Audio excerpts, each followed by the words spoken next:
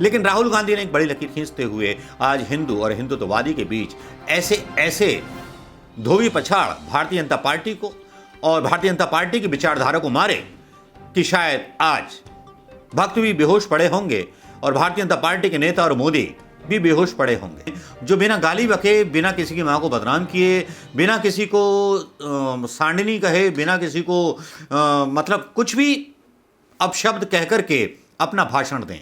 उनके भाषण में शालीनता हमेशा होती है। राहुल गांधी ने आज जब भाषण दिया तो आज भाषण में लग रहा था एक अंतर्राष्ट्रीय नेता भाषण दे रहा है और सीधे सीधे चेतावनी दे रहा है देश में उन राजनेताओं को जो देश के लोकतंत्र को खत्म कर देना चाहते हैं।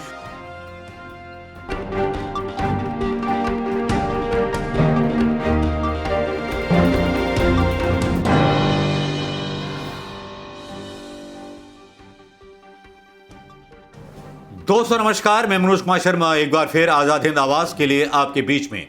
दोस्तों आज काफ़ी गहमा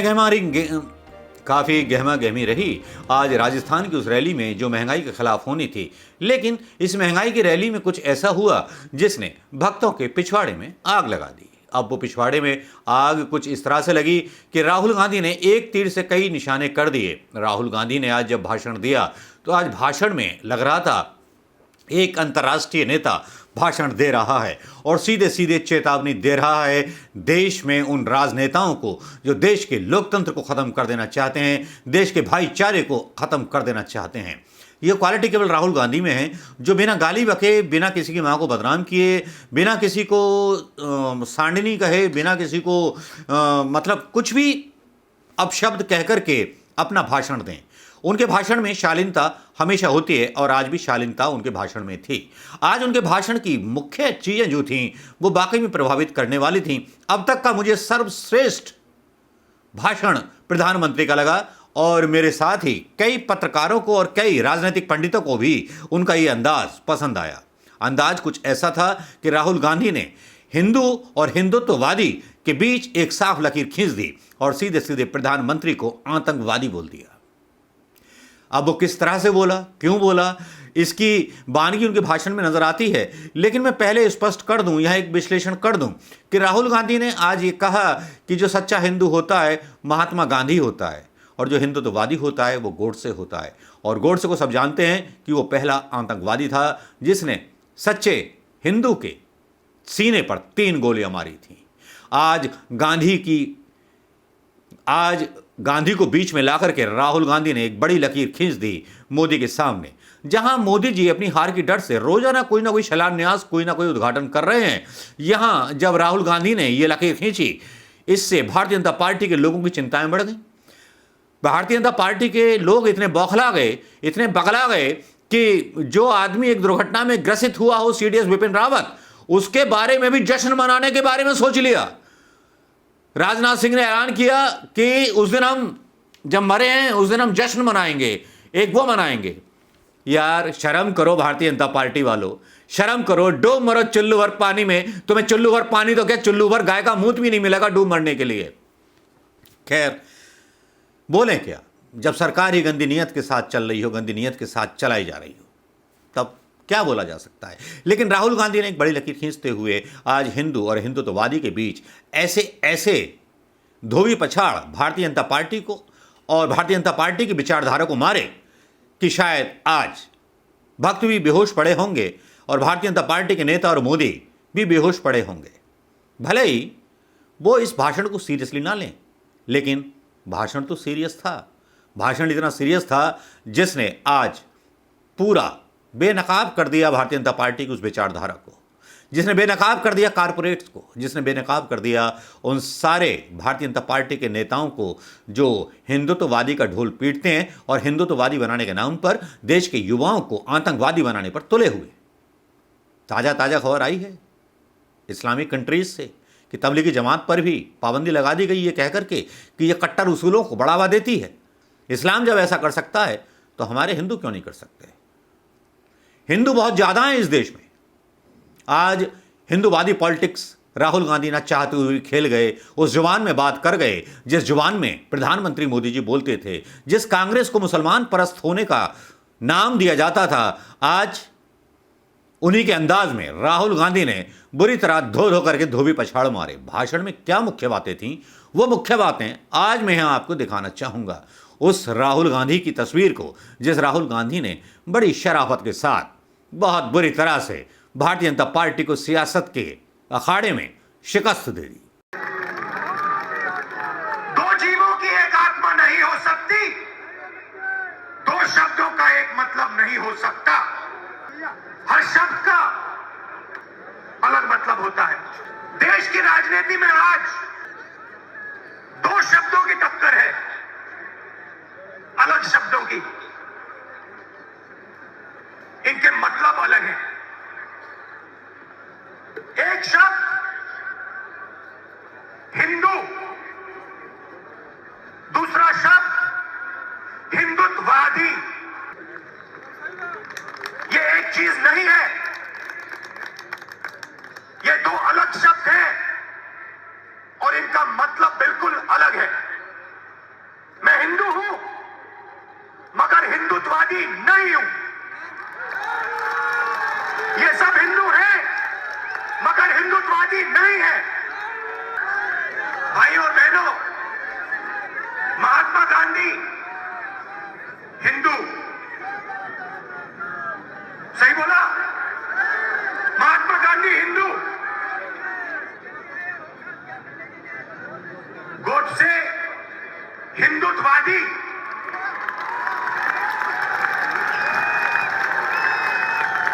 फर्क क्या होता है? फर्क मैं आपको बताता हूं। चाहे कुछ भी हो जाए, हिंदू सत्य को ढूंढता है। मर जाए, कट जाए, पिस जाए, हिंदू सच को ढूंढता है। उसका रास्ता सत्याग्रह। पूरी जिंदगी वो सच को ढूंढने में निकाल देता है। महात्मा गांधी ने ऑटोबायोग्राफी लिखी, माय एक्सपेरिमेंट्स विद ट्रूथ। मतलब पूरी जिंदगी उन्होंने सत्य को समझने के लिए, सच को ढूंढने के लिए बिता दी। और अंत में एक हिंदुत्ववादी ने उनकी छाती में 3 गोली मारी।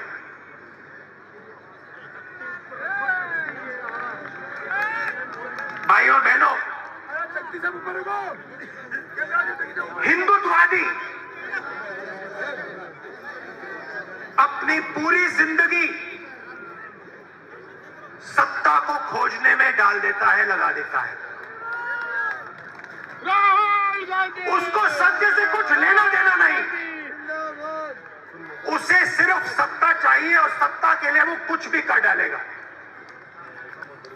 किसी को मार देगा, कुछ भी बोल देगा, जला देगा, काट देगा, पीट देगा, मार देगा, उसे सत्ता चाहिए। उसका रास्ता सत्याग्रह नहीं, उसका रास्ता सत्याग्रह है।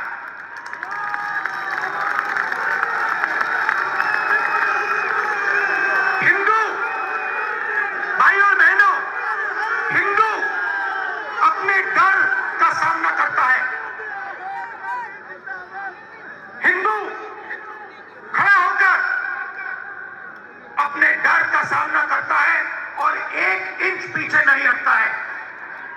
वो शिव जी जैसे अपने डर को निगल जाता है, पी लेता है। हिंदुत्ववादी भाइयों बहनों अपने डर के सामने झुक जाता है, अपने डर के सामने वो मत्था टेकता है। हिंदुत्ववादी को उसका डर डुबा देता है और इस डर से उसके दिल में नफरत पैदा होती है, डर से नफरत पैदा होती है, गुस्सा आता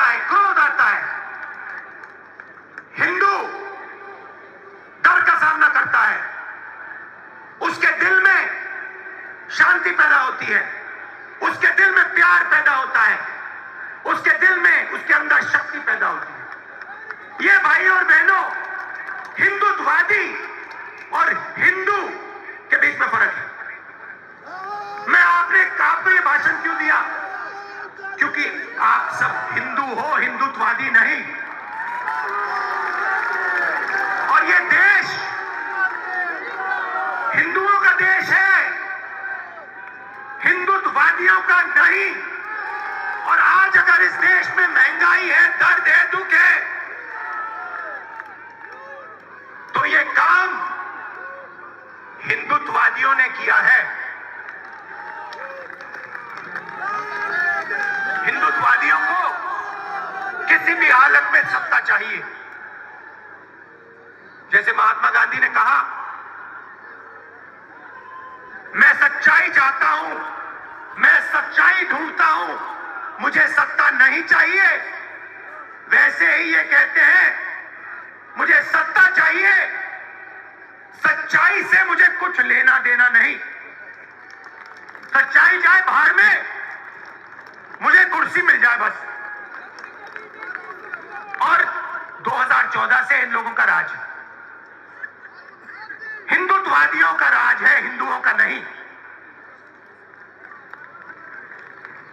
सही है ना? हिंदुत्ववादियों का राज है, हिंदुओं का नहीं। और हमें एक बार फिर इन हिंदुत्ववादियों को बाहर निकालना है और एक बार फिर हिंदुओं का राज लाना है। हिंदू कौन? जो सबसे गले लगता है। हिंदू कौन? जो किसी से नहीं डरता है। हिंदू कौन? जो हर धर्म का आदर करता है, वो है हिंदू।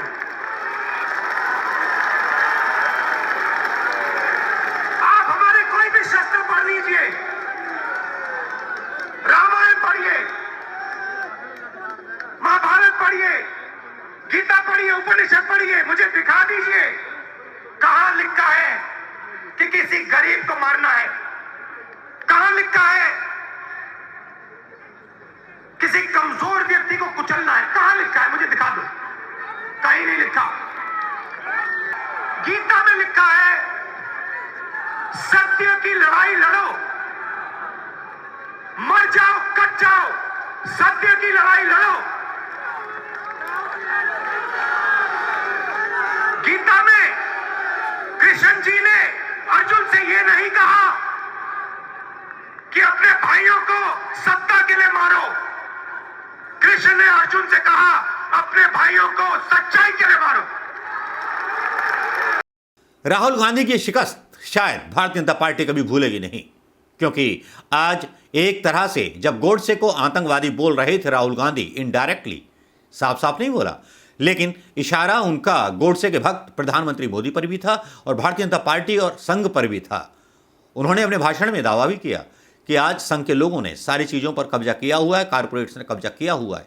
उन्होंने उस भयंकरता के बारे में भी बताया जो भयंकरता देश के शासन और सत्ता पर छाई हुई है। जिस तरह से संघ के लोग काबिज हो गए हिंदुस्तान की सरकार पर, जिस संघ ने कभी कसम खाई थी गिरफ्तारी के डर से सरदार वल्लभ भाई पटेल के सामने कि हम किसी राजनीतिक गतिविधि में शामिल नहीं होंगे, आज उन्हीं के चेले चपाटे लोकतंत्र की जो सीमाएं हैं, मर्यादाएं हैं, साड़ी हैं, उनका चीरहरण करके आज सत्ता पर काबिज हैं। तो क्या इनको सजा दी जाए?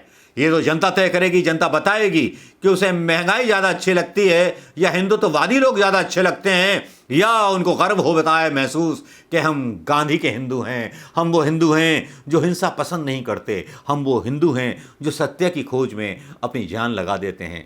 कभी किसी ऋषि मुनि ने कभी किसी की हत्या नहीं की सत्य की खोज में। बहुत से ऐसे उदाहरण हैं जब जब अत्याचार हुआ है, तब तब महाभारत हुआ है। राहुल गांधी ने आज अपने भाषण में बड़ी खूबसूरती के साथ भारतीय जनता पार्टी के लोगों को झूठ बोलने वाला कौरव बता दिया और कांग्रेस को बता दिया पांडव।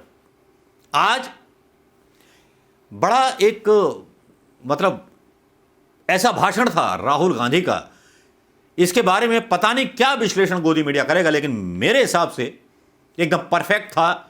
एक इंटेलेक्चुअल स्पीच थी राहुल गांधी की, जिसने भारतीय जनता पार्टी को धूल चटा दी है और भारतीय जनता पार्टी अभी सदमे की मूड में है। बस यही कह सकता हूं दोस्तों। आप क्या सोचते हैं मेरा विश्लेषण राहुल गांधी के इस भाषण के बारे में? अगर आपको अच्छा लगा हो तो इसको शेयर करना मत भूलिएगा दोस्तों। इस लोकतंत्र की लड़ाई में आप तभी शामिल हो सकते हैं। मेरे सब्सक्राइबरों से मेरी अपील है कि आप कमेंट करें, शेयर करें, क्योंकि आपका साथ होना ही हमारे लिए एक साहस है, एक प्रेरणा है, क्योंकि हम वो लड़ाई लड़ रहे हैं यूट्यूब के माध्यम से जो देश के उन सारे नेताओं को लड़नी चाहिए जो आज प्रशांत किशोर के तीसरे मोर्चे की कल्पना के बारे में सोच रहे हैं। जरा सोचिए, सोचने के बाद ठंडे दिमाग से सोचिए कि वो 70 साल 55 साल अच्छे थे कांग्रेस के, या ये 8 साल अच्छे हैं। जवाब आप अपनी अंतरात्मा से पूछेंगे तो खुद मिल जाएगा। नमस्कार, जय हिंद दोस्तों।